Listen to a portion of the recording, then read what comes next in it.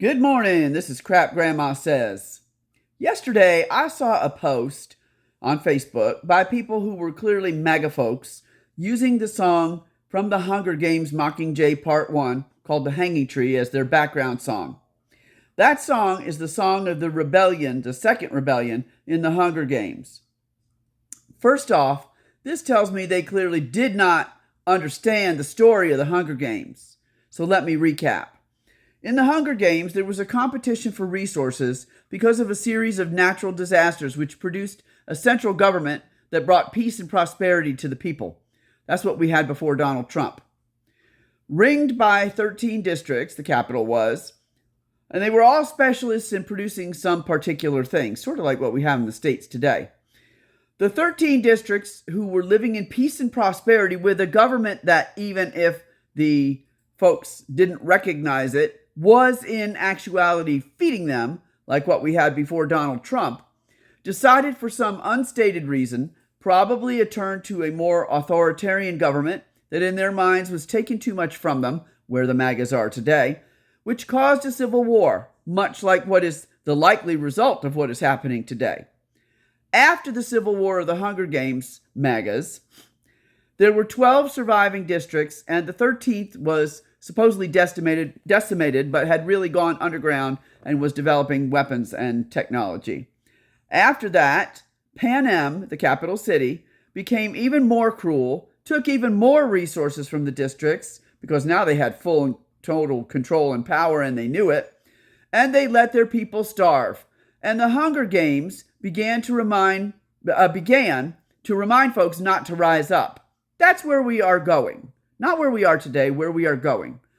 Before Donald Trump, we weren't anywhere near the causes for the second rebellion, which were actual starvation and repression.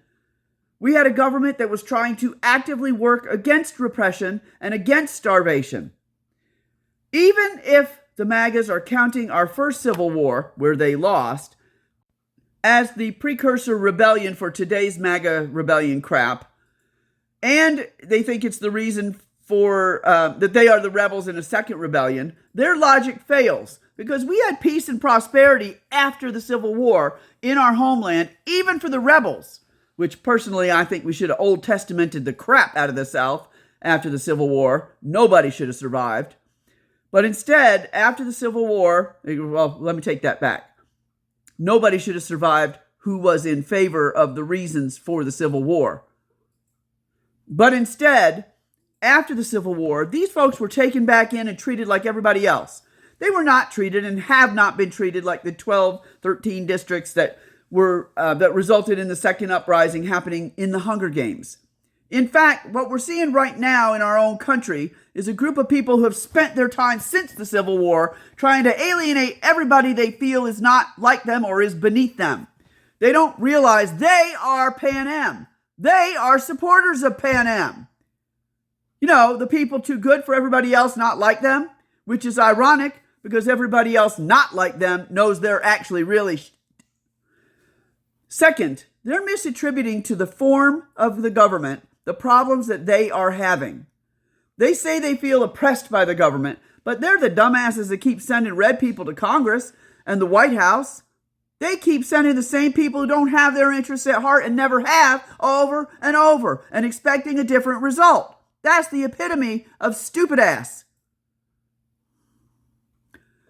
Now you've elected these red people, and they put red people on the courts who make decisions like corporations are persons who can contribute money and can make decisions like an individual can. Couldn't you figure out that a corporation, just like a red candidate, was never going to have your interest at heart? Their interest is in making a buck. It's certainly not you. And it's not the welfare of your family. Now, instead of looking in the mirror at what you've done and changing your own behavior toward the government, which you had a choice in, you could elect who you wanted. You want to just throw the baby out with the bathwater and ruin it for everybody. And what you don't understand is when you fire the masses of people that help the government run, who are like you, they have a desire to serve the ends of all mankind in this country. You screw yourself in the process. Because those people buy things from your businesses and the places you work for that are now going to be underwater and firing you. You're going to cause massive unemployment in the country and massive devastation to everything that ever made this country great, all in the name of making it great again, which is complete stupidity. And it's going to impact you more than you think it is. And now that you've pissed off a whole bunch of people, they're going to make sure it happens to you.